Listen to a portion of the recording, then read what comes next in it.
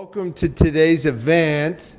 I'm seriously excited about Keith, and our goal here is to really be of a blessing and serve the community, and we mean that in every sense of the word of being of a blessing. When I first started in this journey of land development, I had no one to go to, and I had no knowledge of what to do. I committed on a spiritual note. I said, hey, take it for what it's worth. The universe, God, if I'm successful, I promise I'll pay it forward. So I'm committed to making that commitment follow through. This is one of the things to do that. And the reason I want to do that is I want you guys to know the science. That's why we give experts like Keith 90 minutes to talk, but we don't want it to feel like a prison. So you guys are all professionals. If you need to leave for a second, take a phone call or whatever, feel free to do that. And you can come back and everything like that. The value is that these experts come in and they give you all their tenure, all their experience, all their know-how, and they even give you templates and different things like that. We've given out so many different templates that help people do their scenarios and their situations within land development faster. There's an array of different things that you might be trying to do: market analysis, performa, waterfalls, whatever it is, like bid comparisons, right? Project management. There's so many different aspects, and we're trying to cover them all. Okay, so next month, for example, one of the individuals that always comes that isn't here today, his name's Jeff War. Unbelievable on the legal front for land development. Big time. So him and Wade Thomas, two of the smarter guys that I've ever met from the legal side and knowing how to navigate the land development process, they're coming next month, and their whole conversation is going to be around how to legally navigate the city. What are their rights versus your rights? When are they out of bounds? How to know when they're out of bounds, and how to navigate that conflict. That's a craft. It's a skill set, and it's much needed. And so next month, I wouldn't miss it if I'm you. So this is a QR code that will take you to your registration of that. I would highly recommend that you guys find a window to make that happen. That's one of the biggest things that I think will help you in your journey, is knowing when to enroll legal within your process of entitlements and working with city. Utah is one of the only states that still doesn't force like attorneys to be a part of the process. So everywhere else, you go to Arizona or whatever, normally entitlements are done by an attorney, not by just a developer. So we'll probably end up going in that direction, and there's wise wisdom behind that. Cities can really encumber you with their opinions and their agendas of why they got voted in or why they pursued getting voted in. Those things can be super costly to you as the developer. And so knowing how to navigate that is crucial. Crucial. Keith, he's been doing this for a long time. Me and him have been teasing each other in this conversation of having him come. He didn't want to bore you. And I'm like, dude, I love the science. I love the science, like not just the sex appeal. I love the science. And they really do need to understand how to process a project and what's the financial strategy of doing it right versus wrong. Because he's seen a lot of people do it wrong, so have I. And that's part of the reason why people have what Joe from the marketing side wants to call leakage. They have issues that turn into huge problems that kind of stop their progress within development or sink their financial gains or capacity. So go ahead and give it to Keith. Thanks for having me.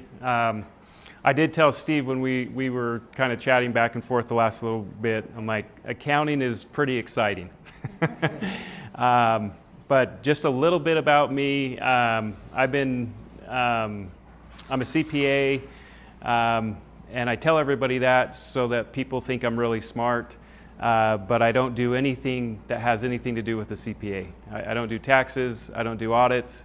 I'm more of a CFO or kind of a finance executive for companies. I do fractional accounting, and I've got a company called Pavilion Advisors that we do a lot of work with all kinds of different companies, real estate mainly, and land development, but we have all kinds of other businesses as well. And so we're really, the new term in the accounting world is client accounting services, which is a little different than your accounting firm. It's really helping from a management standpoint, from kind of your bookkeeping all the way up to CFO, and really being that management or advisory team leader. And so we really advise on how the accounting should be structured and how things really work from the accounting standpoint in finance. So that's kind of what we do. We really get in there, understand the reporting, the accounting, understand the costs, and really what's happening in your business from a finance standpoint. Because when I talk to people, whether they have a lot of cash or not a lot of cash, it's all based on really what's happening inside their business. On paper, somebody could look from an accrual standpoint. They could look and say, "Hey, I've got $1 million in sales, yet they have no cash." And so we really dive in there to really try to help understand really what your cash flow is. Because if your cash flow isn't reflecting what's really happening, then you could be doing really well from a revenue standpoint, but your expenses may be way high. You could be losing money, and et cetera, et cetera. And so it's really based on your accounts receivable and how that cash flows. And so that's kind of what we really we do. And the other piece is, as a CFO or as an accounting professional, we really can't help a business if the accounting isn't accurate or it doesn't jive with what's actually happening. So I have a team that really, makes sure that just the regular accounting or bookkeeping is done properly, so that we can do more of the forecasting and drive some of the higher level things in the industry or in the accounting and reporting. So that's what I do. That's my business, and so today is all about real estate and land development. Before I get into that, I kind of alluded to that. Who loves accounting? It's no one really loves accounting unless maybe you do it every day. But even if you don't do it every day, I look at it as I talk to different business owners. Accounting can be kind of a mystery, and it's really hard to understand the flow from the beginning to the end. And it kind of, you see these numbers, you see the P&L, you see the balance sheet, and maybe even if you're really understanding things, you see the cash flow, but a lot of people don't. And so what does that really mean for the business? Your financials need to be accurate. They need to be clean, credible. People have to rely on them, and especially investors. We all know that cash is king in the real estate and development world. And in order to get lending from banks or even investors, you've got to be able to show that you've got good financials. And then also there's tax efficiencies, tax strategies for different projects, and poor cost tracking destroys margins. So what you guys care about in the developers?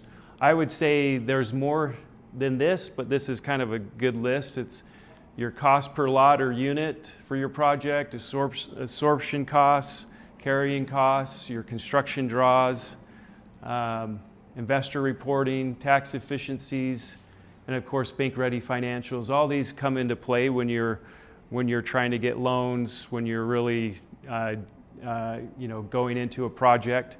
And so without really understanding some of these things, I've seen people get into different projects and their forecasting isn't correct, or they get delays, and we'll kind of talk about it later, but you get delays in your project itself, and then time is money, so you start going through some of your cash that you've already got from the bank or investors, and it starts delaying the project, and then your cash runs out, and then you've got to figure out, well, how do I get more cash to continue to get the project moving?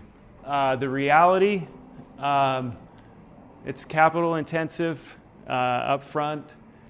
Revenue timing matters, meaning how you recognize revenue based on year to year. If these projects are multiple years, you want to get the right recognize the revenue correctly in each year. And your cash does not mean profit. So you could have a lot of cash up front because you've got investor dollars or lenders, but that doesn't mean you're making anything quite yet, right? You've got to continue with the project and have the cost correct. So investment versus development entities, and if anybody has any questions as we're going, feel free to ask. Investment versus development entities. So normally your investment entities are your holding entity, and so a lot of times groups or companies will have an investment arm and they'll have a development arm. So your investment arm is the one that goes by the piece of property or the land, and they may do a couple things to kind of get the entitlements and different things moving, but you're not wanting to do too much on the investment side because you don't want it to treat it as a development side, because the investment arm is there to hold it for at least 12 months so you can get capital gains and then sell it to the development arm, and then they start doing all the development, the horizontal development and the vertical. And so it's just a tax strategy. Not everybody does it, and it depends on what you're doing and how you're running your business versus a dealer versus kind of just a flip. But usually that's kind of the tax structure is you're wanting to hold that for 12 months, sell it to the development arm, get capital gains, then and then develop it whatever the project is from a tax structure. So here's the different types. Investment holding entity, you're going to own the raw land. It's a kind of a long-term strategy. Long-term means 12 months, so in today's world, 12 months probably isn't terribly long, but it's got to be 12 months from a tax standpoint. Capital gain treatment, lower operational risk, and shields from construction liability. And then development piece, obviously they're going to start doing the entitlements and the construction. It's going to have ordinary income as your tax, higher legal and construction risk, and then obviously you're going to sell the finished lots or whatever if it's a multifamily, you'll sell the buildings or hold it or whatnot. Okay, so this is your horizontal kind of construction and development. You've got your infrastructure improvements, and then you're going to transform the land into, buildable, ready lots if you're going to go vertical, and then you're going to get ready to do something with the land. Obviously you could sell it at this point to a different developer to go vertical, but you're going to get that ready for that property and entitlements. So here's your horizontal construction categories. These are probably redundant. Most of you probably already know what this is, but you've got your site preparation, your earthwork and grading, demolition of any structures that were there, road base, asphalt, gutters, curbs, different things there. You've got all your utilities, water, sewer, electrical, drainage, your environmental work, culverts, your construction survey.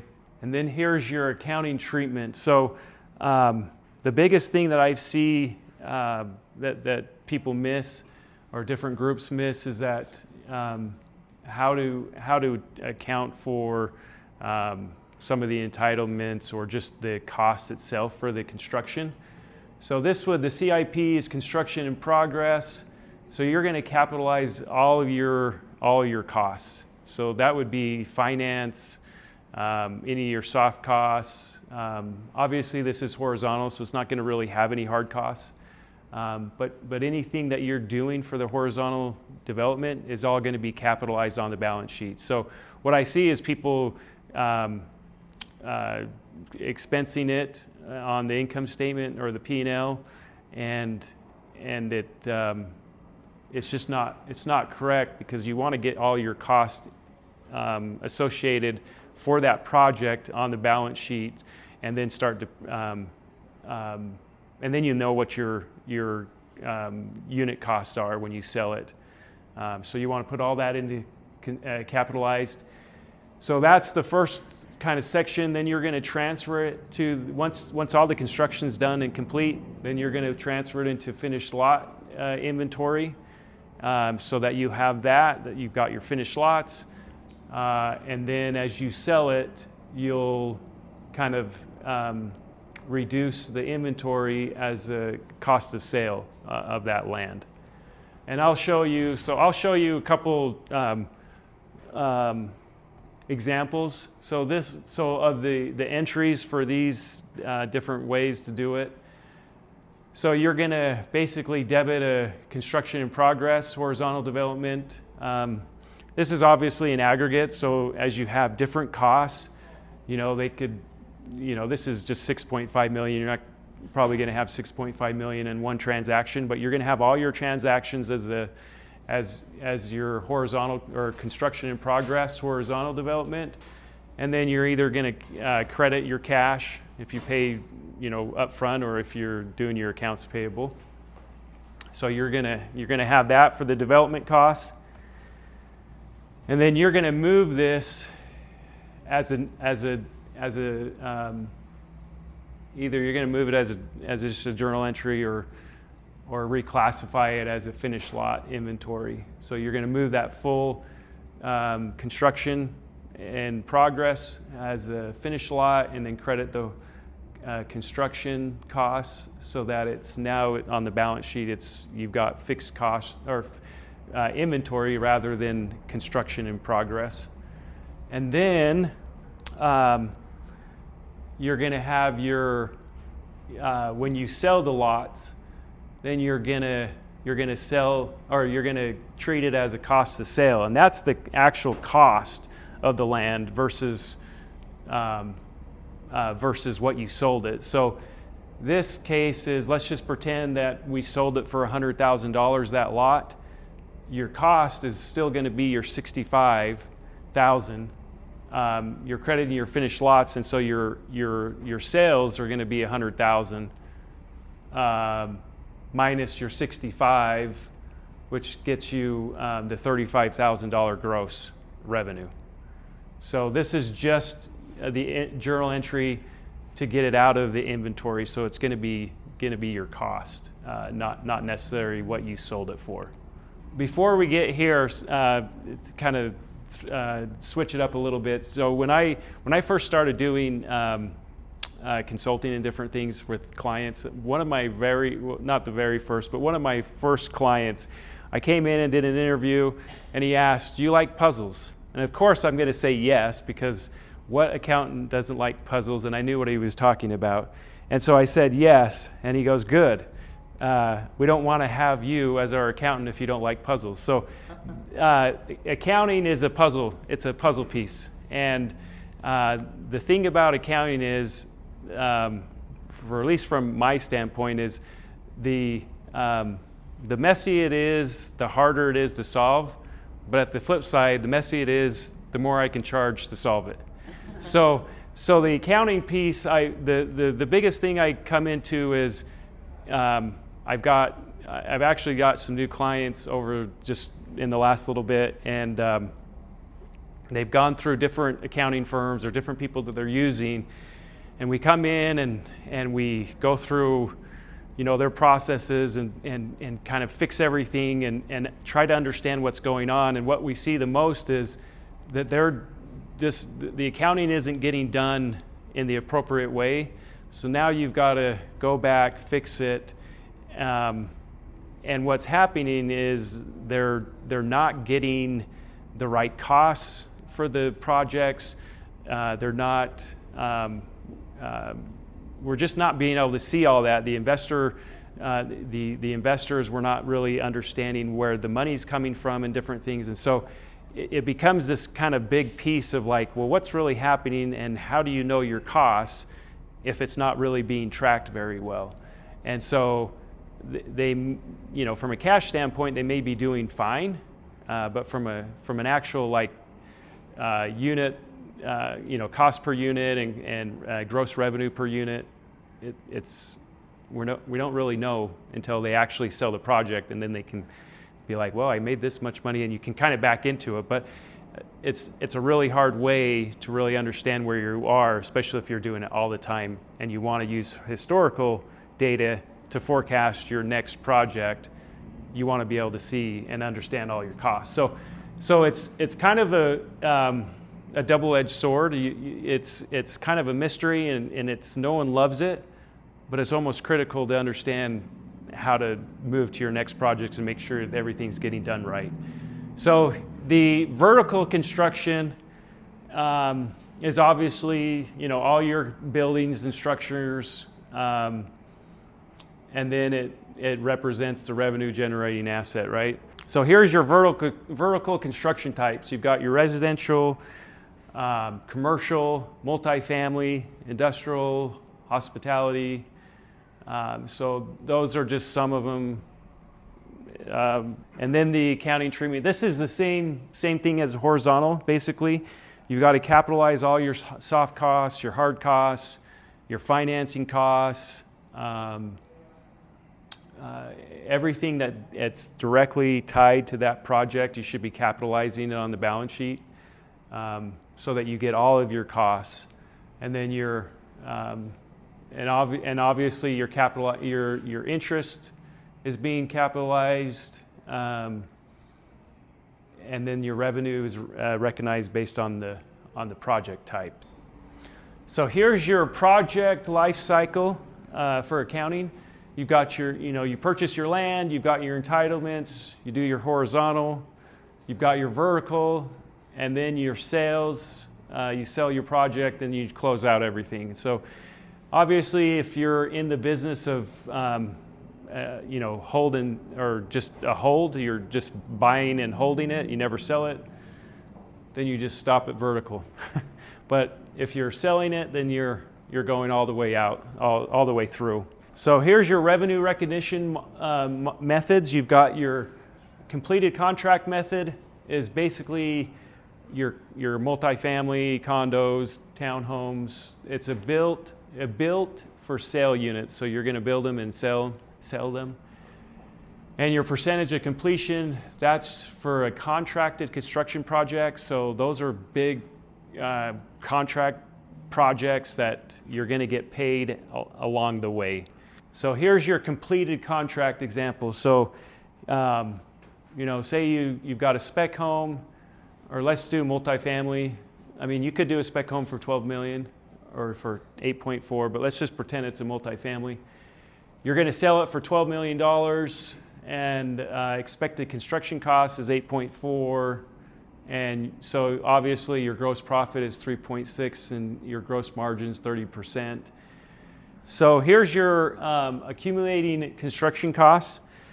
So you're going to so your total cost was $8.4 million. So your vertical construction was $8 million, which is going to go in that same category, the construction in progress as a debit, credit your cash or accounts payable. And then the other $400,000, let's just pretend that it cost you $400,000 for interest for the financing cost. So you're going to also capitalize that as an interest and credit. Either going to credit cash or interest payable if you haven't paid for it yet, if it's accumulating.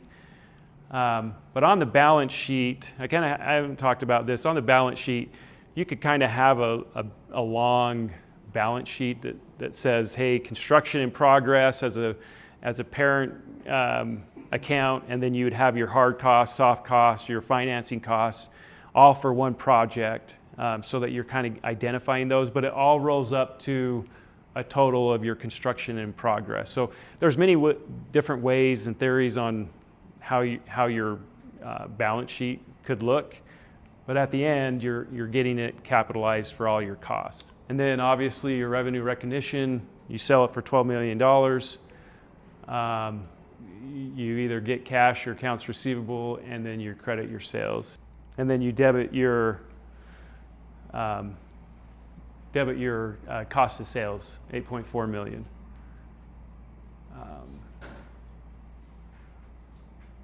So this is one sale. This is one transaction, right? You build the for the completed construction, you build it and then you sell it. It's not. If you have different phases, then you could, if you have phase 1, phase 2, phase 3, maybe you have 3 different buildings, a sixplex, 3 of them or whatever, then you could build phase 1, sell that, then start on 2, or you're starting on 2 or 3 at, around the same time, but they're not finishing, you don't have occupancy yet, and then you sell phase 2 and 3. So it could be that, or it could just be all one project at the same time, or one phase, or multiple phases, but same concept in that theory. Okay, so here's the percentage of completion. And I don't see this a lot. Most of them are going to be your just regular, hey, when I sell it. I mean, the only time I see this, I guess, if like I'm doing land development and I'm selling finished lots, that still wouldn't be on, actually that wouldn't be on this at all, because what happens here is if I am, as a builder, if I decide, hey, I'm going to go build something for someone, and they say, here's a contract, I'm going to pay you X amount of dollars to build this. Then the theory is, if the project stopped today, would I be legally owed payment for the work already completed? And if it's yes, then it's a performing construction services over time, rather than your inventory completed contract. So, it's. I don't see a ton of the performing construction. I see more completed contract. But that would be something, if you ever get into that, to kind of have that understanding. So the theory is the contract value, I'm going to go build a building or whatever for 25, or I'm going to build it for 18 million, but I'm going to sell it for 25. And I have a contract that says, okay, you're done with this part of the construction. That's 40% complete. And so I'm going to recognize $10 million and get paid for that. And then I'm going to keep going on based on, it's more if you're contracting out rather than maybe your own project. But it does come into play whenever that happens. So you just want to be understanding of that. So basically, the revenue, the $10 million is $25 million times 40%. And the costs incurred is obviously 7.2. So you would cost the 7.2, you would make $10 million. So you're 2.8 as a gross profit. So here's kind of an example of kind of finished lots. If you're just, hey, I'm just going to do finished lots. I'm not building anything vertically, but I'm going to, go buy a piece of land, get it ready, and sell it. So this could come into play where you have multiple phases. And let's just pretend that phase 1A is ready to go, and you're going to start selling selling property. You've got 24 lots for that phase, 20 acres, construction costs of $5 million, estimated construction costs. So on this example, you're not fully, you still have to have another $1 million. You still have to finish the construction costs, I guess. So this is a real, not the numbers, but this is a real example that I have is somebody is doing a phase and they've got 24 lots, but the first 10 lots are finished and they can actually start selling them. So in order to understand what your cost per lot, in this term, I think I might have made a mistake when I looked through this, but let's just pretend it's right from an acreage, because I've got 24 lots and I've got 20 acres, and I'm going to do, it says cost per lot, but really technically it should be cost per acreage. So I'm going to say I've got $5 million in construction costs, $1 million in estimated construction costs. So I've got to do another $1 million to complete the full 24 lots. And I got another $250,000 of finance costs. So when estimating or understanding what your cost per lot is, you can't just go off of $5 million because it's not fully complete. You gotta know where it's basically your total cost plus your estimated cost that's your total cost for the project. And that's what you're gonna calculate to get your cost per lot. And so in this case, it's $312,500.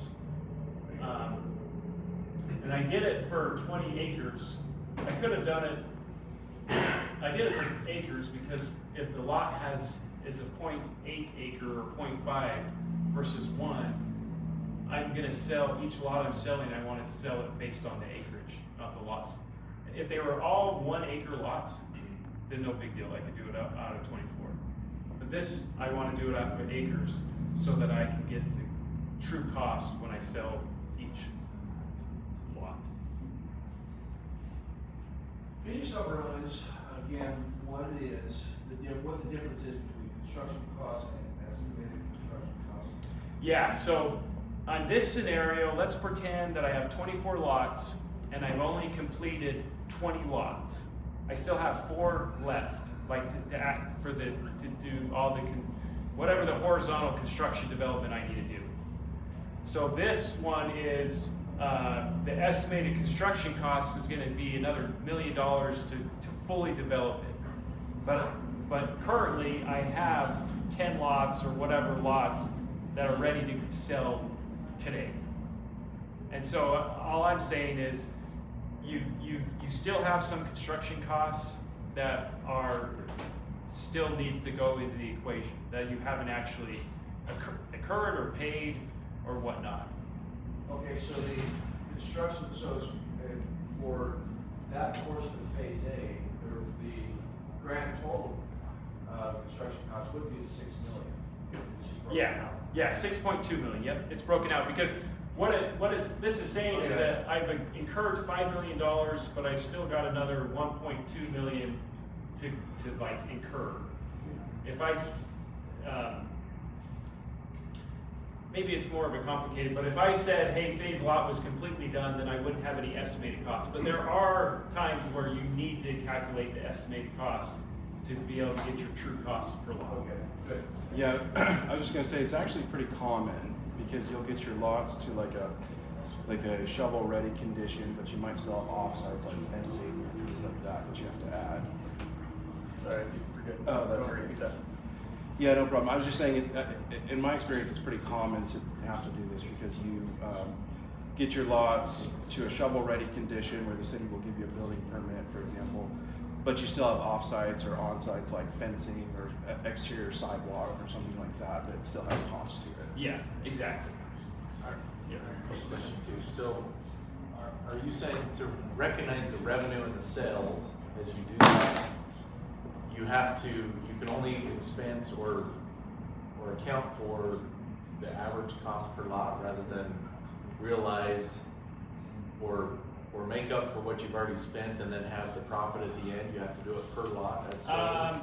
I'm not saying that's wrong, but Okay. what's gonna happen is it's gonna skew, say I sold 10 lots in 2025, Yeah, and then I sold the rest in 2026. right. It means you're gonna skew your gross profit. Right. You're gonna have, and I've seen this where the estimates aren't done correctly, and it's a multi-year project or multi-year phases. So they're like, oh, we don't pay any taxes, or our net income is really low the first 2 years, and then guess what happens at the end of the year? Yeah.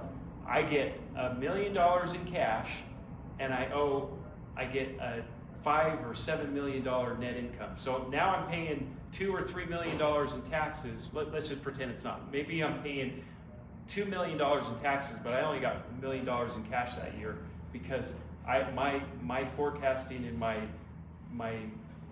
it wasn't done according to what it actually was. So you're going to make up for it either in the beginning or the end, but you want to have it spread evenly so that as your cash comes in, you're recognizing and paying taxes based on what reality is. Yeah.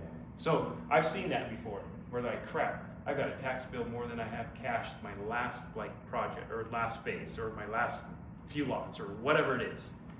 Okay. So it's I'm not saying it's wrong, but Okay. it's just it's just you want to be more in line with, it's a revenue recognition and cost.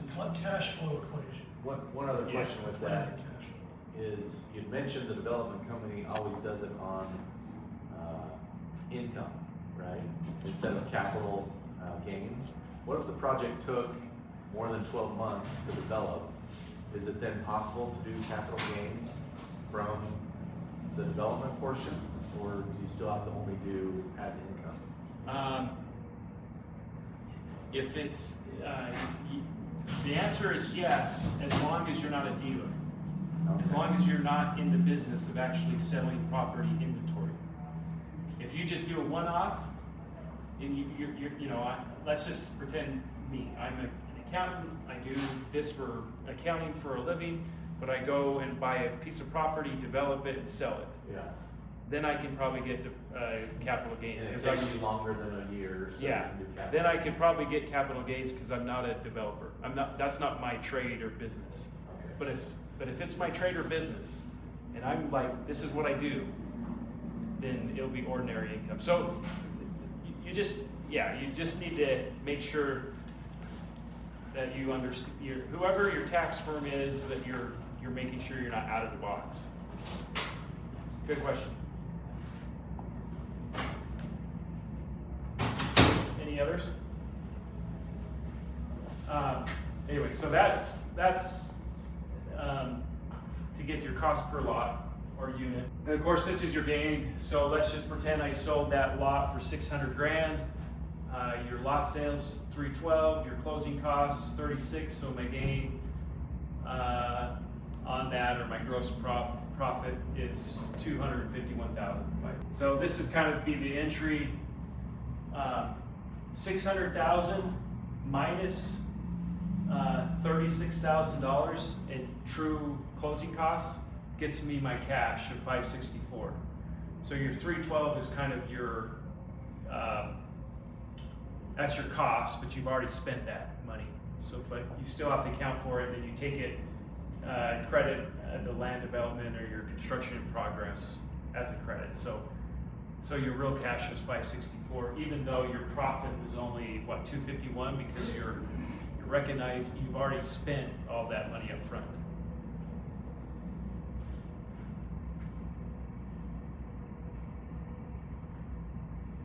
And so this is kind of your inventory roll forward. You came with 20 lots. It's really supposed to be 24, but let's just pretend it's 20.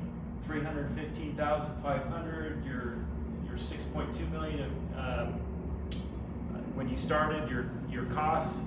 You sold a lot,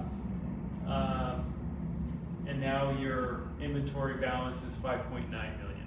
Simple, but you can kind of have reports that show all of this as you go through each lot sale. So now your cash flow, reality.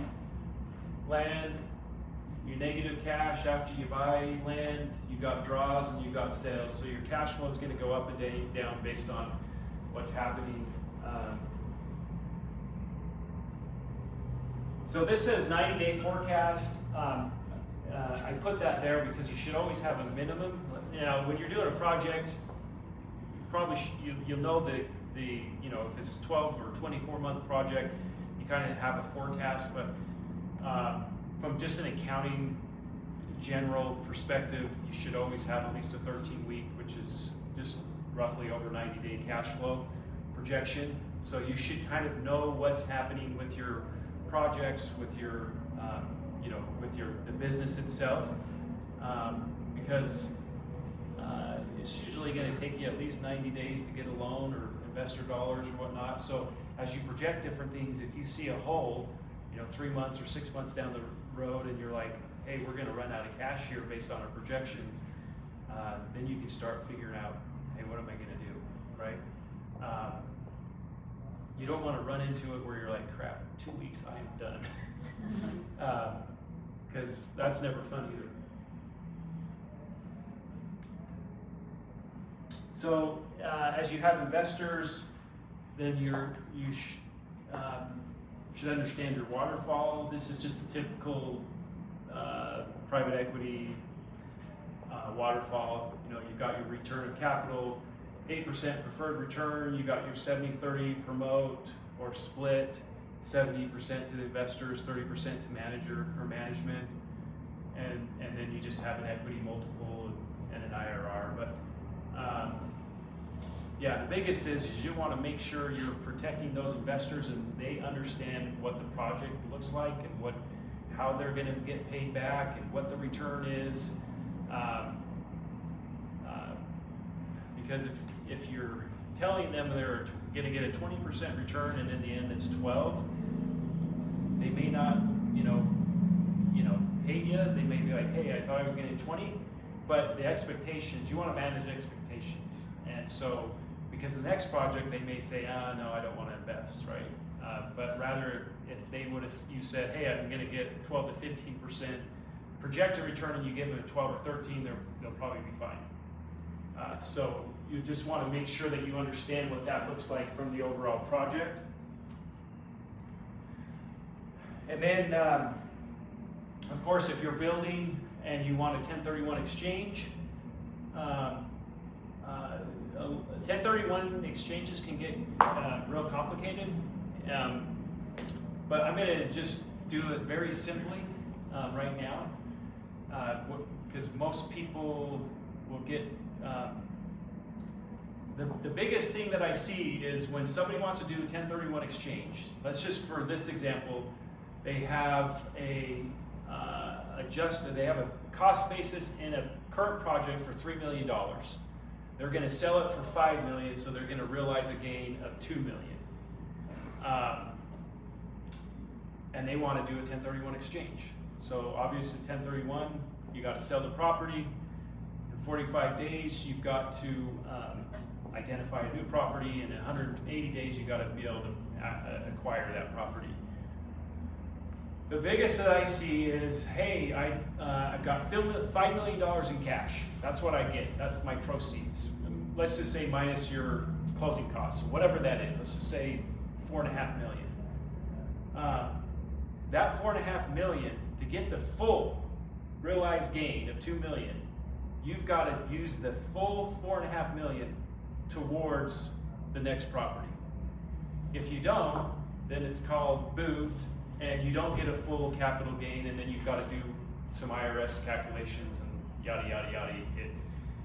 You're not going to get the full realized gain. So what I see is people are like, well, I need cash or this or that, and that's fine, but you're not going to be able to fully recognize it you've got to take all the proceeds to the next property. So there's some calculations if you don't, and it would be less capital gains or less deferred gain. But that's the biggest that people that you need to understand is, if I'm going to get the full gain, I got to do the full proceeds, and I can't hold anything back. And so sometimes if this is what I'm doing for a living and I need the cash, then it's hard to do the full proceeds. So obviously it goes into an intermediary that holds the cash. When you identify that property, it goes to them, and then you purchase it, and then they usually, the intermediary does all the paperwork for all the tax scenario. So there's plenty of them here in Salt Lake, but that's if you want to do 1031. Is there any way to decrease the realized gains through some sort of, is there any way to decrease the realized gain in that profit scenario through, professional advice or consulting or something, so that the owner can retain, say, $500,000, or the full million, or the full $5 million has to go to the new property? You know what I mean? Something so that they can, to offset the gain. There's a hybrid scenario, but you won't get the full realized for capital gain. Okay. You won't get the full $2 million. You'll get something less. Yeah. And if you have partners, or if you have other entities, like say you have a project and 3 different partners, like 3 different entities, own that property. Yeah. Then you come into the situation where, and it's not always the case, and there's some wiggle room, but usually those 3 partners, if you want, one wants to do 1031, all 3 of them have to do a 1031. So you got to make sure. I'm not an expert in the 1031, but I know enough to be dangerous. But so you'll want to kind of understand those scenarios, and usually if you talk to your tax firm or your intermediary or somebody that's specialized in that, they can kind of give you the options. But there are that just happens with my clients that they want to do a 1031. Not everyone did, and so they had to kind of work through whatever that is. So. Any other questions?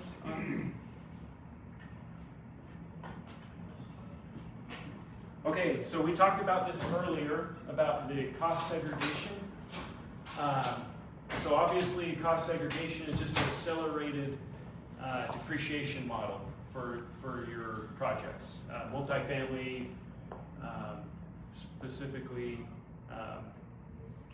So what does it do? It breaks building costs into faster depreciating components.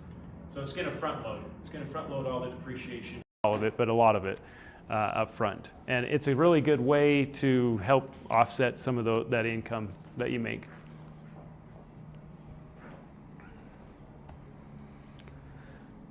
So why do you use it? Obviously, accelerates tax deductions and improves your cash flow with more tax deductions. Okay, so here's the cost segregation. You've got 5-year, 7-year, and 15-year land improvements. So those are the categories. And then the remaining balance is either, so 27.5 is for multifamily, 39 is for more commercial units. So office built like this, office building. So you'll put your categories in, 5, 7, 15, and then the remaining goes in that bucket there, 27.5 or 39. Straight line, which everybody knows what straight line is? Yeah. No, go ahead and explain it. So straight line is basically, I have a $10 million multifamily unit, and I divide 10 million divided by 27.5 is my depreciation for each year, a fixed depreciation over 27.5 years. So that's a straight line. So your 5-year property, this will get all of your electrical wiring, outlets, appliances, plumbing, cabinets, floor coverings, window treatments. And so you have to do a cost segregation study, or somebody has to, normally you have a third-party cost segregation that does that. it could be kind of costly, but it's worth it with how much depreciation you get up front. And then the 7-year is not as much, but certain equipment, especially cabinetry, office work, millwork, or office furniture and millwork. And then your 15-year is your parking lots, sidewalks, exterior lighting, landscaping, retaining walls, fencing and gates and signage. And then obviously everything else is more structural. Foundation, roof, elevators, HVAC, main electrical service, your core plumbing infrastructure.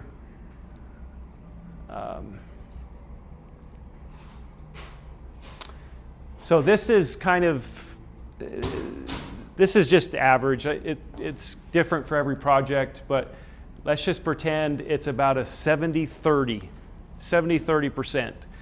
30% is going to get you in the 5 to 7 to 15 year category, and the 70% is going to get you in the remaining.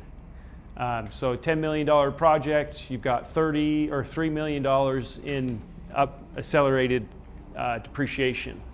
So what that means is traditional, you've got $364,000 a year. But with your cost segregation, $3 million is reclassified to those other 5, 7, 15 property. And so you basically have accelerated depreciation. So it's potential of 1 million plus. It's 1 million plus in addition to depreciation in the first 3 to 5 years. So the accelerated depreciation is part of the rest of the depreciation, that first slide you did before you got to the years of depreciation. That accelerated depreciation is part of the full, or is it totally separate? This one? No, go back a few more. Keep going. One more. That one. Or the one before that too. Yeah, cost segregation. So Yeah, this is cost segregation. it's Yeah. all part of the same calculation, right? Yeah, The yep. accelerated depreciation is part of the overall depreciation. Yes, so So the accelerated depreciation is just the 5, 7, and 15 year? yeah, That's the yep. accelerated. Yeah, so basically what that means is, so this, the 1.8, 500, 700, that's $3 million. Yeah. So, where did I have it? Oh, right here. The $3 million is reclassified, and not really, yeah, from an IRS standpoint, it's reclassified and says, hey, the traditional depreciation is really going to be $7 million. So 7 million divided to 27, and the 3 million is going to get accelerated in the first 3, well, 5, 7, 15 years. But you what? I have a question too. Sure. Let me get him, and then I'll get you, since he's. I was just saying, are there some examples for the 5, 7, and the accelerated depreciation? Because I know in some places could that be all of the appliances that were put in multifamily would all go into a faster depreciation, or and there is AC mechanical? What are some examples of what would be accelerated? There you go. That's what I was looking for. So that's the list of the accelerated. Yep, those are all accelerated. And your cost segregation report or study will show you that. So if you use a contractor that builds the building, they should have all the costs and should know what that is. Or if they don't, then you have somebody, a third party, come in and they'll do it all for you, and they'll say, here's your 5-year cost, 5-year property costs, and then your 7, and then your 15. So you'll have all that, and then you'll have you'll know what those depreciation schedules are from there. So I have. And you had a question. I have a question. So when would you use this tool? Because I don't know how it is. I've never done one of these in land development, but when you sell the property, don't you get a hit because of the cost segregation? you have to pay some Yeah, of it you back. can. You'll get some depreciation recapture. So this would be a good tool. Maybe you're developing something long term that you're keeping. I mean, it seems like in the short term that with the other than a cash If you flow know problem, that you're going to sell it the next year or 2 years, then you don't want to do you this. wouldn't do this. This is the longer This term. is more of a longer hold, but it sometimes it depends, because you might be able to say, hey, I'd rather get the upfront costs and then deal with the other back end later, and it may be sixes. You most of the time you're going to benefit, but there again, you kind of have to know, am I doing this for a hold, or am I doing this for building it and selling it? And if you're building it and selling it, like, This is not the right it's tool. probably not the best tool, but this is something that could be valuable for somebody that's going to hold it for 5 years or 10 years or whatnot.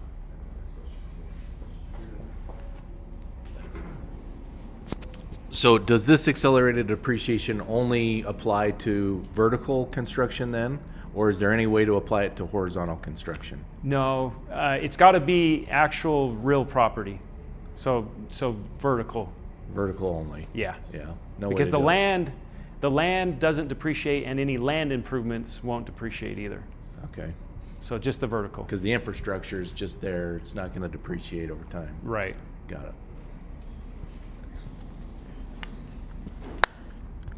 Any others? Okay.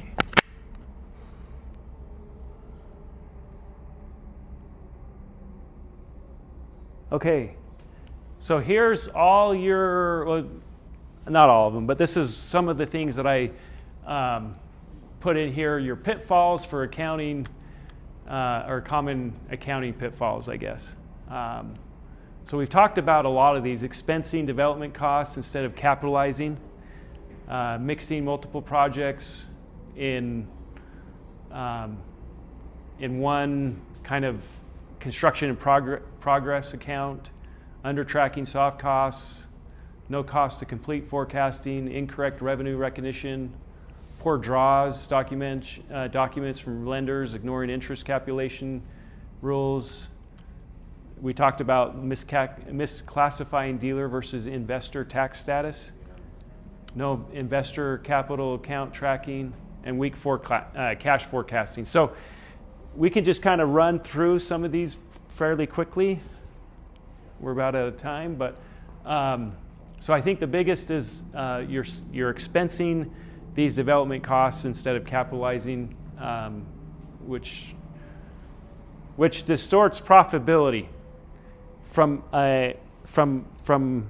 year to year. It won't from overall. If you say you did your project in 3 years, and I said I bought it for this and I sold it for this, and you could figure out all the costs on your income statement and balance sheet, then you know your profitability. But it flows, it distorts the actual income from year to year and how that plays out, especially your cost, your unit costs. So mixing multiple projects. So let's just pretend that you've got 2 projects going at the same time, and you put them all in one account, all construction in progress account, like without really identifying which one is which. And now when you're going to do your sell it, or your cost per unit or whatnot, you're like, well, my cost is double for this project, right? So you want to be able to identify all your costs per project or per property development, whatever you're doing. Under tracking soft costs is the same thing. If you're expensing it, not capitalizing it, then your forecasting will kind of be swayed, and really, if you're trying to get any historical data, it becomes a little bit more difficult.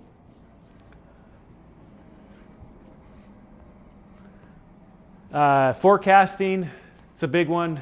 A lot of times your builder's going to be doing some of this, but you're going to want to do this internally as well to understand your costs and your budgets. so that you're not going to run out of cash, and then you just really know where you're at all the time. Revenue recognition timing, we've talked about that. We want to kind of have that overall, the revenues matching the cost for your project. Poor lender draw documentation. I think this is the biggest is, hey, am I getting the correct draws? Am I getting everything, all the invoices, everything in for those draws for the project and for the construction draw?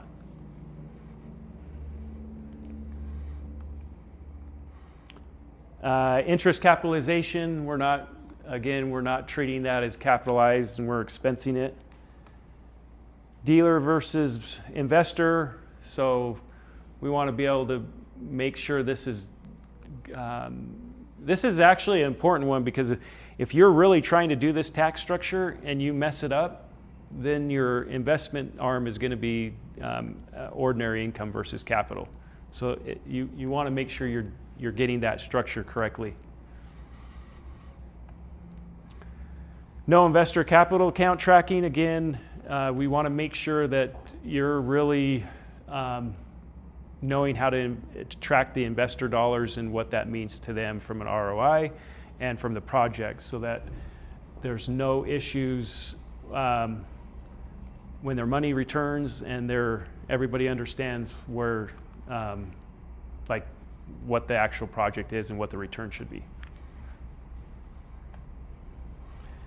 And your week cash forecasting, again, this comes into play for running out of cash, and then you've got to do either emergency capital calls or your project delays, or you got to find cash somewhere else, and then if your project delays, that becomes a real big issue, right? Because if you said, hey, I can't pay my contractors, and they leave, then they try to get them back, to get them going, it just delay after delay. So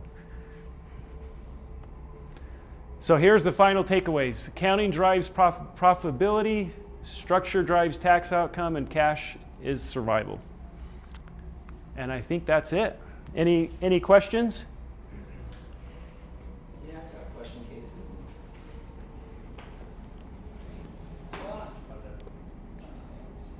Cool.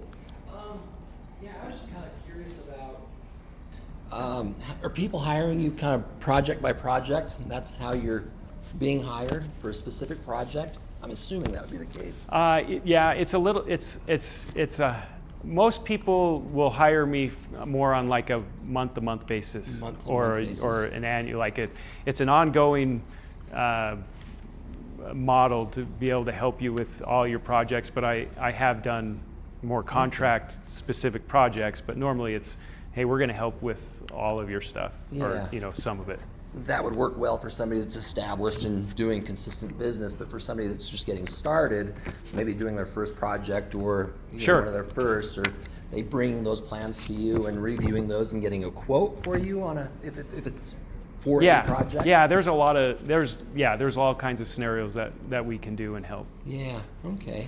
I guess what size of projects do you recommend definitely getting hired early in the process? I mean, a small project that's just 1 or 2 lot subdivision, you probably don't need to be too involved in something like that, would you? It depends. It depends. It really depends on if you need somebody, if I come in, let's just have a scenario. If I come in 6 months or a year into the project, and we have to really redo a lot because it's not done correctly, then I tell people it's going to cost you more at the 6 months down the road versus if you just hired us in the beginning. Sure. So it really depends on who's doing what and how it's really being portrayed and done. Yeah. So it's just best to come knock on your door in the beginning and at least have a consult and figure out a plan. Yep. Okay. Cool. Thank you. It's a similar question, because I think we're all here looking for help. It's mastermind, so we do. And for instance, right now, I came particularly because I have a project. It's a $6 million project, and it's under escrow, and we're going through all the process of the entitlements and architects and engineers and all that. And all we have paid out is just the escrow right now, but we're going to start writing checks. And so in your initial consult, if someone had one on the hook, I'm looking for somebody I can sit down and say, okay, here's kind of the way I want you to track things while you're doing the first entitlement process. Just keep all these numbers. Here's what I want you to keep. Here's kind of a sheet I want you just to input for me. And then as we get down the road, and if that one closes or you land it, then I'll give you my continued services thereafter. So I think sometimes on a project by project basis, because I've worked with a large company where the financials being messed up a year later is a nightmare. Okay. Even on a project that's $1 million, $2 million project, it can be the night and day difference of success or failure. It's just how well you're accounting for that with the people you're communicating with that are giving you the money. I mean, it's just that simple. So is that an engagement process for you? If I said, hey, look, I'm looking right now, like I am, I'm actively looking for somebody to take the financial window of this and say, okay, here's your investor returns, here's kind of setting up your deal, here's how we'll track it, here's what you need to do. Would you do that on a consultant basis type thing up front? Yeah. I mean, yeah. And the more information I have, the better I can kind of advise you and pinpoint, hey, this is what I can do for you. This is what I don't do. This, all those different things. Because I'd love an intake sheet from somebody that I could trust. Say, here's an intake sheet. Now I'll sit down with you because here's all the data inputs. What are we going to do? Sure. That type of thing. Yeah. So, I think if anybody has those type of questions or need help, then just let me know. And we can have a conversation or meet or whatever, and just kind of walk you through what I can provide for you. Keith, and I don't even mind because I'm just going to edit this in the end. If you could just take a second and actually talk through, like, just to their point, start with beginning. Hey, logistically, if you guys are looking to know when to get engaged, here's my best, right? Here's my recommendations. Here's some best practices, and give us a few points on that. Sure. Yeah, so I would say the sooner the better, because I have too many people come to me a year or two in the project, and there's just a lot of things that need to be done. Even if it's like only a couple hours a month in the beginning, it would be better for me to set it up correctly and have an ongoing basis than a year later try to do it. So, from a cost standpoint, you get what you pay for. So I'm value pricing. I'm gonna make sure that what you get is gonna be valuable and worth your money and your time. But that being said, if we're only working a couple hours a month, it's going to be a lot cheaper than if I have to work 10 or 20 hours a month, right? So the sooner you get things rolling from the accounting standpoint and where it needs to be, the better you'll be over time. Because I've seen it. I have a client now that came to me just barely and said, hey, I have so many different errors and issues in 25, and so, well, okay, I guess I can help you, but guess what? He's paying more than what if he would have just paid me monthly over the last 12 months. So that's not always the case, but the better to just kind of talk through it, then you'll be better off. So.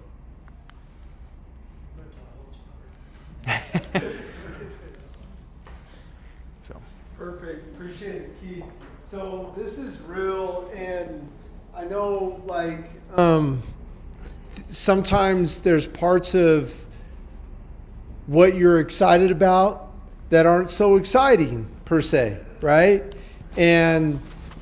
But at the same point, I have seen so many development deals on every scale and size, and the one thing that I do know is doing it right is way easier than doing it wrong. And so what I started to do is I found the right people, and this is part of what this masterclass and everything is. It's not only the right principles and the right know-how, but it's the right people. And that was a great question by Jeremy and you and Joe here. Like, that was awesome, because what it is like, timing is everything. Like, if you don't time it right and you go ahead and just blast without the expertise of knowing what you're doing, you'll pay for it tremendously later. And I've seen that time and time again, and numbers is a huge aspect of holding tight. And when the ship is moving, it's way easier to have him now than it is when the ship's moved and it's like really, really off, right? So I'm just talking from all the different deals that I get later on a consulting front, and they're like, hey, like, we're in problem town now. What do I do, Steve? And I'm like, well, I'm going to talk to this. Keith's going to do this. And then that will tell you what and how you're going to exit from your situation, right? So, like, highly recommend guys that know what they're talking to and stuff like that. So this is a drier but just as relevant principle, right? And strategy. So come and find Keith. You can get his phone number and talk to him. Very valuable. Get some pizza. That's super valuable too. Don't leave without the loot. And come back next month. Again, Jeff, Warren, them are going to be another component. Now you've heard Keith, you've heard Ken Berg Engineering, you've heard different aspects of this, and we're going to continue to give you more and more of a network and more of the principles so that you can ultimately, our goal is to make it so that you guys can go and do your own thing and have the right people in the room at the right time for you, if that makes sense. I didn't have that, so I've wanted to give it back. So appreciate you coming. Come on March 4th. Love to see you. Appreciate it.